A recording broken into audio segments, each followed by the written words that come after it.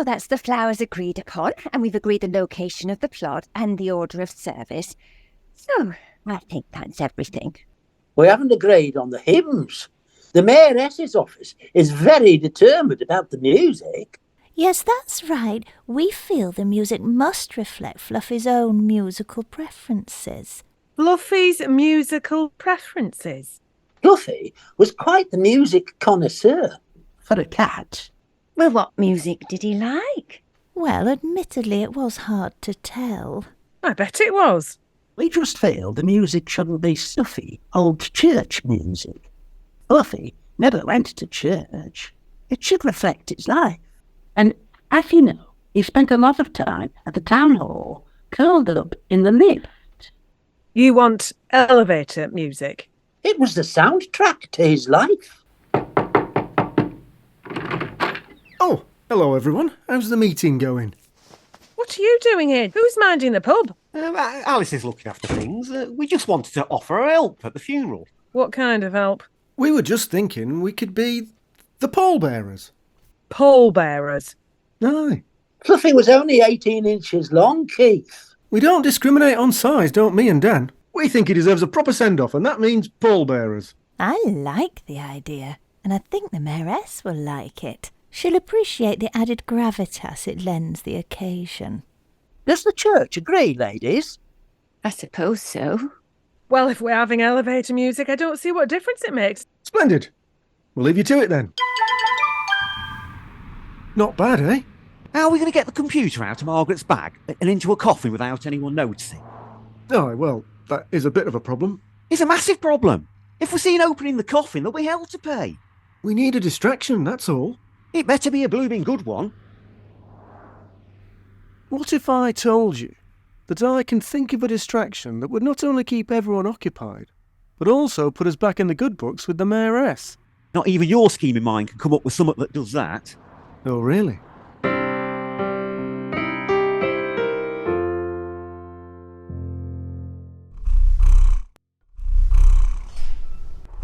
I have to admit, Keith, he is a cute little kitten. Aye, he is, isn't he? And hopefully cute enough to do the trick on both counts. Well, we're about to find out about Count what? Yes? Good evening, Lord Palmer. My name's Keith Meadows, and this is my neighbour, Dan Parker. Aren't you the two idiots who tried to attack my wife's friend this evening? Well, yes and no. Well, are you or aren't you? We didn't attack anyone. We were just looking for this little chap. You see, we felt so bad about Fluffy that we thought we'd buy the town hall, and of course, your good lady wife, the Mayoress, a new cat. You see, the trouble is that we lost him at the vigil and ended up chasing him into the ladies. It was all just a terrible misunderstanding. Sure, I see. We weren't planning to present him to the Mayoress until after Fluffy's funeral, but as events took the course they did earlier, we thought the sooner we explain things, the better. Would you mind letting us in so we can see the Mayoress? Well, I must say he is a cute little thing. He likes to be stroked just under his chin, Lord Palmer. Oh, yes, he does, doesn't he? You like it under your chin, don't you? Yeah, yes, you do. All right, come in. Wait in the drawing room and I'll tell Felicity you're here. Don't you think it's a bit soon to be giving her a new cat? Look at that face. No one could resist that. Gentlemen. Oh, Madam Mayor. My husband tells me you have a perfectly reasonable explanation for why you were both loitering in the ladies' loo and that you have in fact been falsely accused. That's right, yes. Well, come on then, let's hear it. Oh, who's this little fellow? He likes it best under his chin, Madam Mayor. Oh, yes, you do. Yes, you do. Seem to have a very self-satisfied look on your face, Mr. Meadows. I'm just pleased that you like him, Madam Mayor, that's all. Because Dan and I would like you to have him. Oh, no, I couldn't. Too soon after. Of course. Nothing could ever replace Fluffy. Dan and I loved Fluffy to bits. I lost count of the number of times we sat with him in the town hall lift, just going up and down. In fact, we have been asked by the funeral committee to be Fluffy's pallbearers. A duty we will fulfil with honour. but we would be very grateful to you if you could find it in your heart to give this little kitty the love you showed our beloved Fluffy. This little one does need a home. Yes, you do, don't you? Yes, you do. Oh, yes. Yes.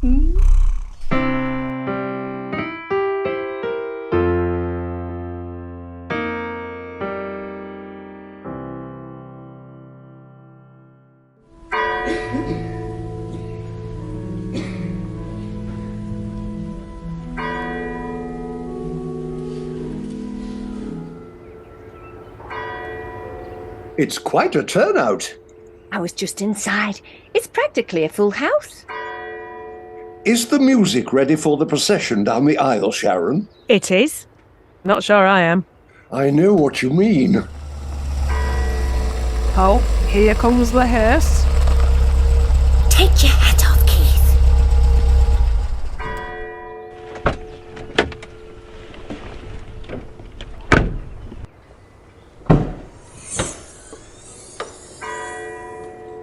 Pallbearers, Aye, that's us. Just the two of us. lift it onto your shoulders. Yes, you might have to get a little closer to each other. Is the family ready to follow the coffin into the church? We are. Reverend, we'll follow you.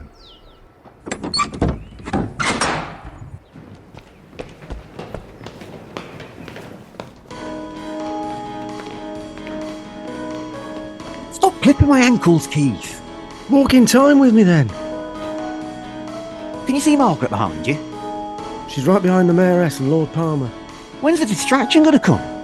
Any minute now, I shouldn't wonder.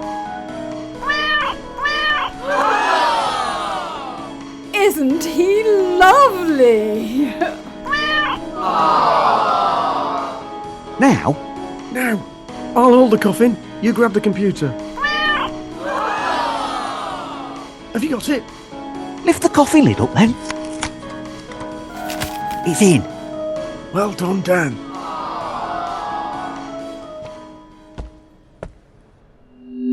Thank you all for coming to celebrate the life of Fluffy, a cat who has brought us together in a way that few humans ever could. I would now like to ask our Mayor, Felicity Palmer, to say a few words in memory of our dearest Fluffy.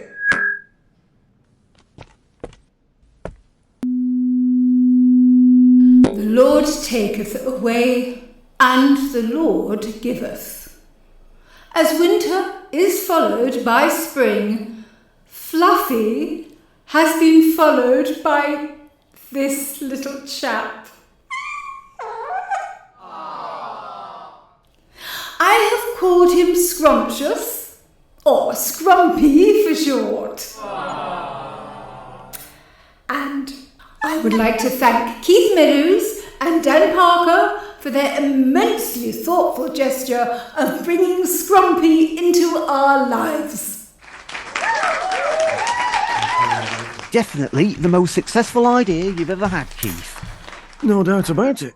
And please remember that Dan Parker has kindly made his pub, the Flat Cap and Ferret, available to us for the week after the service. As our tears of sadness give way to tears of thankfulness for Scrumpy, I invite us all to sing hymn 456.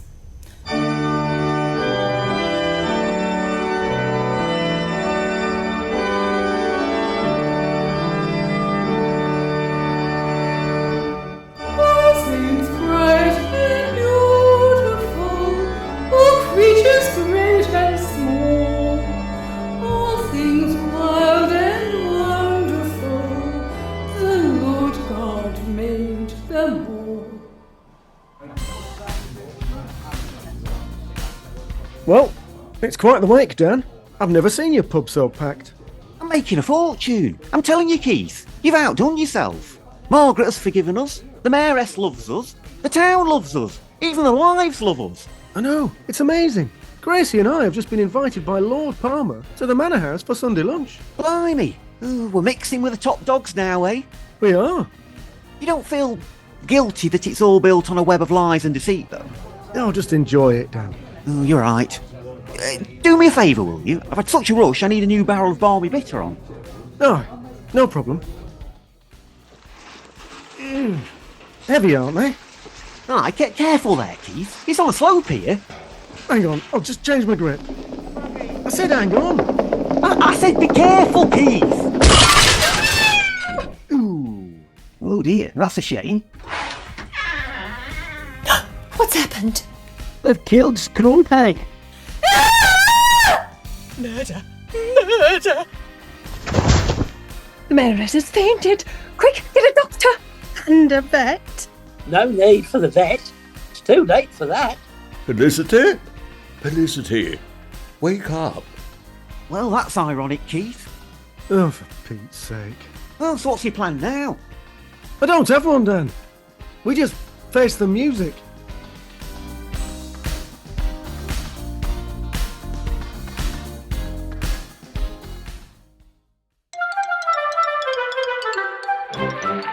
Barmy Dale starred Geoffrey Holland as Reverend Wilkins, Linda Regan as the Mayoress, Juliet Howland as Gracie, Camilla Simson as Sharon, Brian Murphy as Lord Palmer, Nicholas Lumley as Willy, Sally Burnett as Margaret Ramsbottom, Jonas Cemm as Security Guard, Sally Swift as Hilda Alcock, Martin Skellern as Keith, Stuart Wheeldon as Dan, and the show was written by Martin Skellern for Barmy Productions!